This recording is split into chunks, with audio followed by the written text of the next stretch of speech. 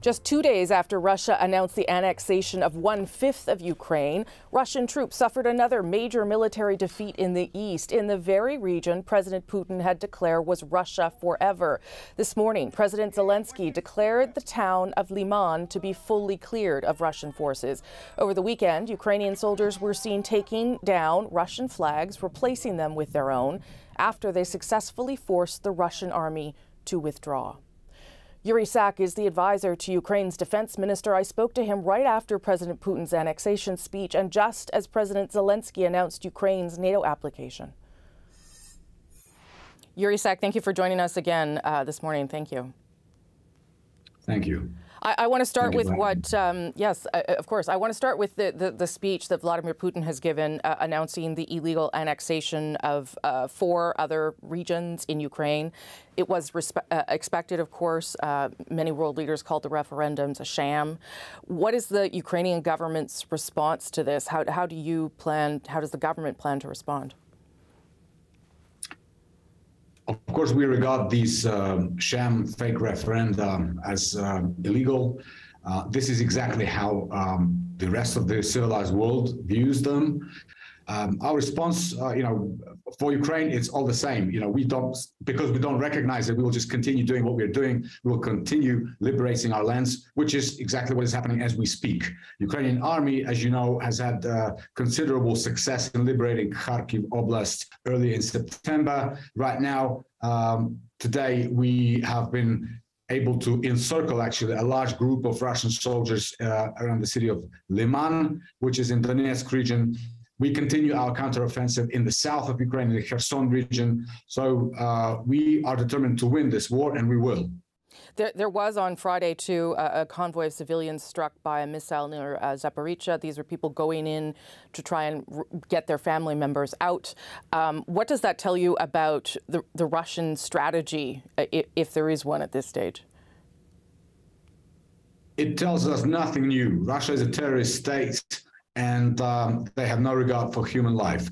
Those people, we all understand that the moment that these territories are illegally annexed, everybody who is a Ukrainian citizen and who is resident and who was unable to escape those territories, they will be all mobilized. So essentially, they will be given Kalashnikovs and they will be sent to the battlefield to fire at their own people. So this is why, of course, on the eve of this sham referendum, a lot of people, as a last-minute attempt, tried to go in there and rescue their relatives, friends, get them out from there.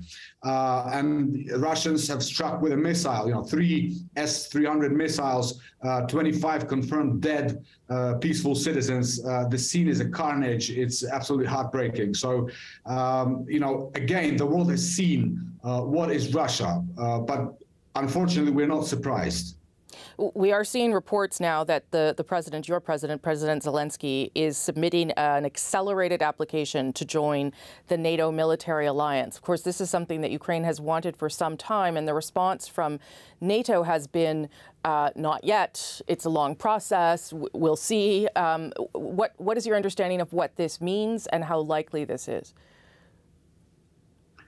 This is the best response to the speech delivered by the leader of the aggressor country of the terrorist state, Russia.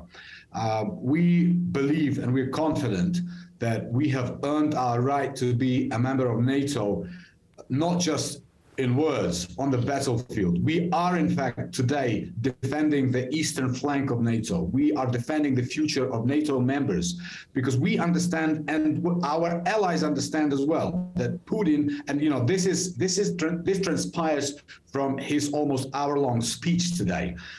For him, it's not just about Ukraine. For him, it's about restoring Russia's dominance over the international geopolitical sphere. So he will never stop in Ukraine. He will go as far as he's allowed to go.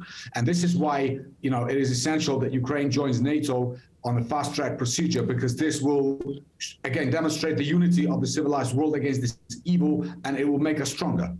What it would also do, though, if it happens in a quick manner, would mean that NATO troops could be on the ground defending with Ukraine. Is that obviously would be an escalation of the situation? Is that what is needed right now, do you think? We have said many times before that we have sufficient number of troops on the ground, and we have sufficient reserves who we can still call up to the army. What we need more now is the weaponry, heavy weaponry, tanks, ammunition for HIMARS systems, more HIMARS systems, MLRS systems, M270. We need combat aircraft. So first thing that this could probably achieve is it could facilitate the sending to Ukraine of these vitally important weapons. We can fight, we just, like our Minister of Defense, Alexei Reznikov, said many times, give us the tools and we will be able to finish this job ourselves. As someone whose job it is to analyze the military strategy and what's happening on the ground, when Russia and Putin announced this further mobilization of reservists and troops, we did see people fleeing Russia. What does that tell you about the state of the Russian army?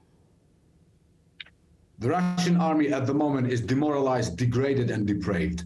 This we see, they are drinking instead of fighting. It's an army of war criminals, looters, and alcoholics.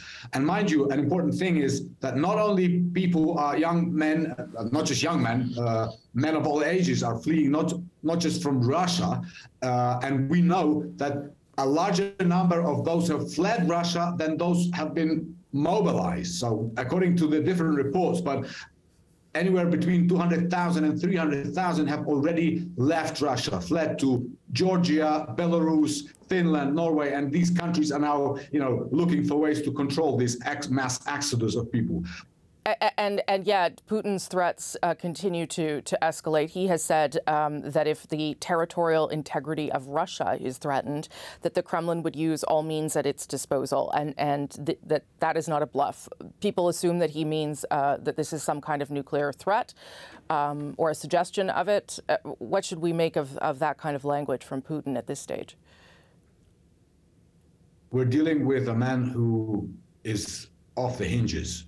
And today in his speech, we saw it once again. So, of course, we have to treat this threat seriously. This probably is not bluff.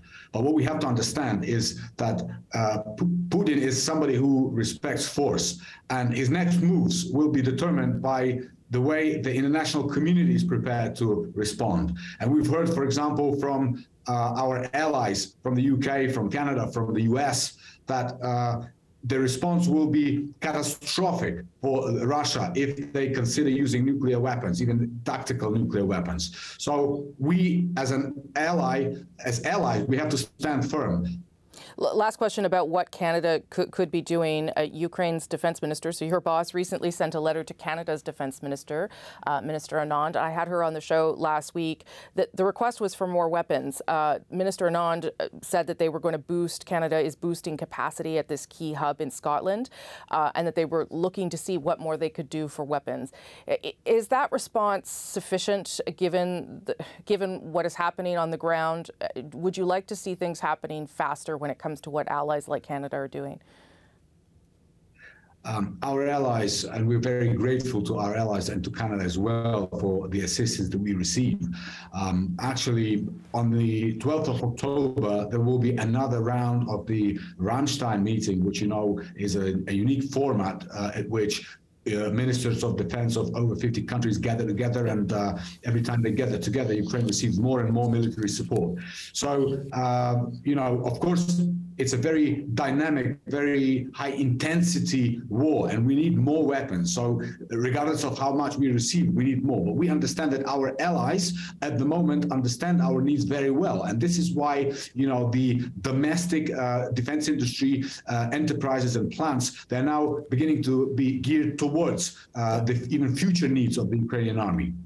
Okay, Yuriy Sak, always nice of you to make the time. Thank you very much, sir. Thank you. Thank you very much.